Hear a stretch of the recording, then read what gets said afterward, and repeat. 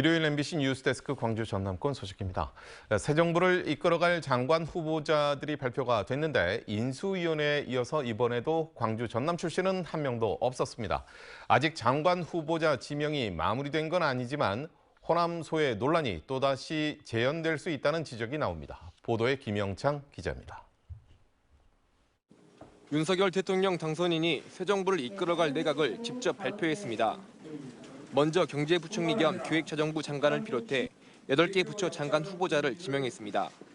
18개 부처 중 절반의 인선을 발표한 것인데 광주 전남 출신이나 호남의 연고를 둔 인사는 없었습니다. 당초 한두 명 정도는 포함될 것이라는 전망도 있었지만 지난달 인수위원 발표 때에 이어 이번에도 결국 우려가 현실로 나타났습니다. 윤 당선인이 그동안 내각 인선에서 할당과 지역 안배는 없을 것이라고 밝혀왔지만 새 정부 출범 초기부터 호남 소외 논란은 피하기 어렵게 됐습니다. 선거운동 과정에서부터 할당이나 안배라는 것은 하지 않겠다고 말씀을 드렸습니다. 각 부처를 가장 유능하게 맡아서 이끌 분을 찾아서 지명을 하다 보면은 비경제 분야 장관 인선이 이번 주 중에 추가 발표될 예정이지만 지역 출신 인사의 중용은 기대하기 어려운 상황. 역대 보수 정권들의 호남 소외와 인사차별을 기억하고 있는 지역민들로선 걱정이 앞설 수밖에 없습니다.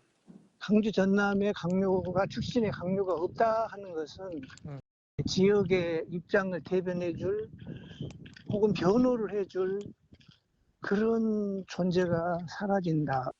당장 지역의 주요 핵심 사업들을 국정과제에 반영해야 하는 광주시와 전라남도의 어려움도 그만큼 더 커지게 됐습니다. 선거 기간 내내 호남 발전과 국민 통합을 강조했던 대통령 당선인. 정작 인재 등용에 있어서는 되레 광주 전남 소외, 호남 배제 논란을 키우고 있습니다. MBC 뉴스 김영창입니다. 세월호 참사 8주기를 일주일 앞두고 선상 추모식이 열렸습니다. 사고 해역을 찾은 유가족들은 8년의 세월이 흘렀다지만 아이를 향한 그리움과 미안함은 변함없이 가슴속에 남아 있습니다. 양정은 기자가 취재했습니다. 세월호가 침몰했던 진도 맹골수도 앞바다.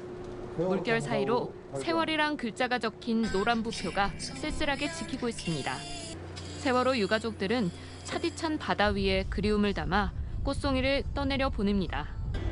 바다 위는 8년 전 그날처럼 슬픔으로 가득 찼습니다. 선상 추모식을 위해 이른 새벽부터 안산에서 목포로, 또다시 목포에서 배를 타고 3시간을 진도로 달려온 30여 명의 어머니와 아버지들. 세월이 아무리 흘러도 자식을 떠나보낸 슬픔과 미안함은 마음속 깊이 사무치게 남아있습니다. 나중에 수진이를 만나면 꼭 미안하다고 한번 꼭 안아주고 싶습니다. 그 예쁜 여자친구도 사귀고 대학교도 다니고 그런 걸 우리 아이들은 못 해봤잖아요. 그런 생활들을 안 해본 게 엄마가 지켜주지 못했다는 그 죄책감으로 미안하다는 밖에 저는. 외면하고 싶은 바다지만 주저앉아서 하염없이 바라보고 구하지 못했다는 죄책감에 눈물이 맺힙니다. 많은 아이들을 제가 구조하지 못하고 한 명이라도 살아서 구조를 했었어야 되는데.